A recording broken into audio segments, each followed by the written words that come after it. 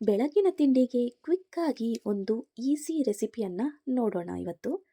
ಹಸಿ ಬಟಾಣಿ ಆಲೂಗೆಡ್ಡೆಯನ್ನು ಬಳಸ್ಕೊಂಡು ಕಡಿಮೆ ಮಸಾಲೆ ಉಪಯೋಗಿಸಿ ಬಟಾಣಿ ಪಲಾವ್ನ ಹೇಗೆ ಮಾಡೋದು ಅಂತ ನೋಡೋಣ. ಹೆಲೋ ಎಲ್ಲರಿಗೂ, welcome to my channel Kavya's food paradise. ಬಟಾಣಿ ಪಲಾವ್ನ ಮಾಡೋದಕ್ಕೆ ಏನೇನು ಪದಾರ್ಥ ಬೇಕು ಅಂತ ನೋಡ್ಕೊಳ್ಳೋಣ. ಇಲ್ಲಿ ನಾನು 2 ಪಲಾವ್ ಎಲೆ, ಅರ್ಧ ಸ್ಪೂನ್ ಸೋಂಪು, 2 ಏಲಕ್ಕಿ, 2 ಪೀಸ್ ಚಕ್ಕೆ, 2 ಲವಂಗ ಮತ್ತು 7-8 ಗೋಡಂಬಿ. ಮಸಾಲೆ ರುಬ್ಕೊಳ್ಳೋದಕ್ಕೆ 2 ಚಕ್ಕೆ, 2 ಲವಂಗ, 3 ಮೆಣಸಿನಕಾಯಿ, ಸ್ವಲ್ಪ ಪುದೀನ, ಹಾಗೆ ಸ್ವಲ್ಪ ಕೊತ್ತಂಬರಿ ಸೊಪ್ಪು, ಇಷ್ಟನ್ನು ಪೇಸ್ಟ್ ಮಾಡ್ಕೊಳ್ಬೇಕಾಗುತ್ತೆ. ಇಲ್ಲಿ ಹಸಿ ಬಟಾಣಿನ 1 ಕಪ್ ಆಗೋಷ್ಟು ತೊಗೊಂಡಿದ್ದೀನಿ. 2 ಈರುಳ್ಳಿನ ಸಣ್ಣದಾಗಿ ಉದ್ದುದವಾಗಿ ಹೆಚ್ಚಿಟ್ಕೊಂಡಿದ್ದೀನಿ. 1 ಕಪ್ ಆಗುವಷ್ಟು ಆಲೂಗೆಡ್ಡೆಯನ್ನು ತಗೊಂಡಿದ್ದೀನಿ. ನೆಕ್ಸ್ಟ್ ಇದಕ್ಕೆ ಅರ್ಧ ನಿಂಬೆಹಣ್ಣನ್ನು ತಗೊಳ್ತಾ ಇದ್ದೀನಿ. ಈ ಹಸಿ ಬಟಾಣಿಯ ಉಪಯೋಗಗಳು ಏನೇನು ಅಂತಂದರೆ, ಇದರಲ್ಲಿ ವಿಟಮಿನ್ ಸಿ, ಇ, ಜಿಂಕ್ ಮತ್ತು ಇಮ್ಯೂನ್ ಸಿಸ್ಟಮ್ನ ಸ್ಟ್ರಾಂಗ್ ಮಾಡುತ್ತೆ.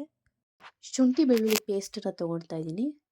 ಯಾವ ಕಪ್ಪಲ್ಲಿ ನಾವು ಬಟಾಣಿ ಮತ್ತು ಆಲೂಗೆಡ್ಡೆನ ತೊಗೊಂಡಿದ್ದೀವಿ ಅದೇ ಕಪ್ಪಲ್ಲಿ 2 ಕಪ್ ಆಗುವಷ್ಟು ಅಕ್ಕಿನ ತೊಗೊಂಡಿದ್ದೀನಿ.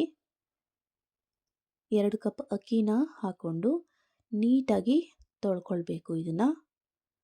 ನೆಕ್ಸ್ಟ್ ಒಂದು ಕುಕ್ಕರ್ಗೆ 3 ಸ್ಪೂನ್ ಆಗುವಷ್ಟು 3ರಿಂದ 4 ಸ್ಪೂನ್ ಆಗುವಷ್ಟು ಎಣ್ಣೆ ಹಾಕ್ಕೊಂಡಿದ್ದೀನಿ. ಅದಕ್ಕೆ 2 ಸ್ಪೂನ್ ಆಗುವಷ್ಟು ತುಪ್ಪನ ಹಾಕ್ಕೊಂಡು ನಾವು ಹೋಲ್ ಸ್ಪೈಸಸ್ನ ಏನೇನು ಎತ್ತಿಟ್ಕೊಂಡಿದ್ವಿ ಅದನ್ನೆಲ್ಲ ಹಾಕಿ ಸ್ವಲ್ಪ ಫ್ರೈ ಮಾಡ್ಕೊಳ್ಬೇಕು.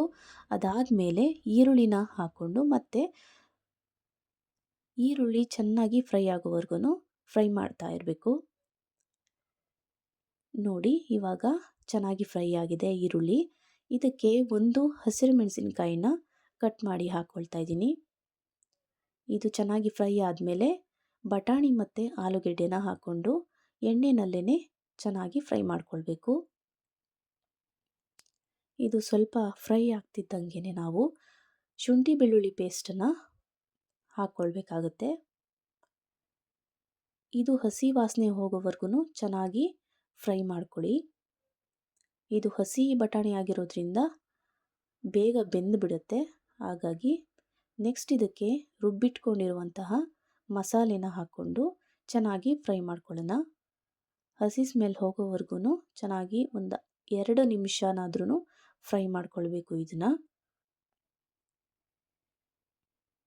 ಇದು ಫ್ರೈ ಆಗ್ತಿದ್ದಂಗೆ ಚೆನ್ನಾಗಿ ಎಣ್ಣೆ ಬಿಟ್ಕೊಳ್ತಾ ಇದೆ ಅಲ್ವಾ, ಈಗ ಈ ಥರ ಆಗಬೇಕು. ಇದಾದಮೇಲೆ ನಾವು 1 ಸ್ಪೂನ್ ಆಗುವಷ್ಟು ಹರಳುಪ್ಪನ್ನು ತೊಗೊಂಡಿದ್ದೀನಿ ಇಲ್ಲಿ ನಾನು.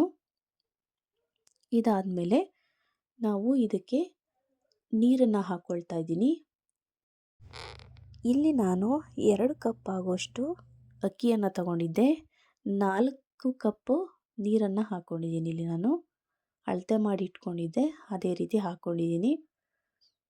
ಇದು ಚೆನ್ನಾಗಿ ಕುದಿ ಬಂದಿದ್ದಾದಮೇಲೆ ತೊಳೆದಿಟ್ಕೊಂಡಿರುವಂತಹ ಅಕ್ಕಿಯನ್ನು ಹಾಕಿ 2 ವಿಜಿಲ್ ಕೂಗಿಸಿದ್ರೆ ನಮ್ಮ ಹಸಿ ಬಟಾಣಿ ಮತ್ತು ಆಲೂಗೆಡ್ಡೆಯ ಪಲಾವು ರೆಡಿಯಾಗುತ್ತೆ. ನೋಡ್ತಾ ಇದ್ದೀರಲ್ಲ ಹೇಗೆ ಉದುರಾಗಿ ಬಂದಿದೆ ಅಂತ. ಈ ಥರ ಬರಬೇಕು.